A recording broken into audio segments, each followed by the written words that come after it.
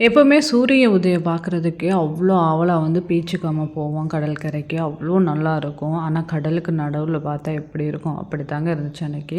நான் கண்டிப்பா பார்த்தாகணுமே சொல்லிட்டு தூங்கிட்டு முழிச்சு முழிச்சு பார்த்துக்கிட்டு இருந்தேன். ஏன்னா அண்டமான்ல சீக்கிரம் வந்துரும் சூரியன். கரெக்ட்டா 4:45க்குனா கரெக்ட்டா வந்துருச்சுங்க. ஏன்னா 5 மணிக்குனா நல்லா சூரியன் வெளிய வந்துரும். அதுக்கடுத்து அப்படியே கிராஸ் பண்ணி ஒரு 10 நிமிஷத்துல பார்த்தா மழை வந்துருச்சுங்க. அப்படியே கிளைமேட் அப்படியே மாறிக்கிட்டே இருந்துச்சு. எனக்கு அவ்வளோ பிடிச்சிருந்துச்சு.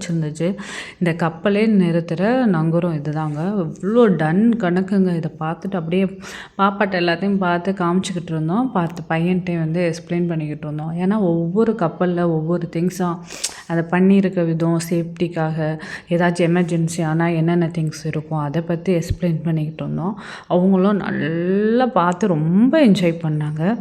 எல்லா தீவுகளுமே தெரிய ஆரம்பிச்சிருச்சு. ஆனா 6 மணிக்கே எல்லாமே தெரிய ஆரம்பிச்சிருச்சு. ஆனா 7 மணி ஆச்சுங்க. நாங்க கீழ வர மழையும் சரியான மழை வந்துருச்சு. அப்படியே கீழ இறங்கும்போது மழை இருக்கக்கூடாதுன்னு ப்ரேயர் பண்ணிக்கிட்டே இருந்தேன். அதே மாரி மழையெல்லாம் போயிடுச்சு. அதுக்கடுத்து அம்மா வீட்டுக்கு போறதுக்கு போட்ல ஏறி போனோம். அதுக்கடுத்து போட் எடுத்து டக்குன்னு மூவ் பண்ணி போனோம். ஏன்னா காலையில எல்லா போட்டும் எல்லா தீவுக்கு போறது எல்லாமே அழகா போயிட்டுருக்கும். உங்களுக்கு ஒண்ணும் அந்தமான பத்தி தெரிஞ்சுக்கணும்னா கமெண்ட் பண்ணுங்க. அடுத்த வீடியோல மீட் பண்ணுவோம்.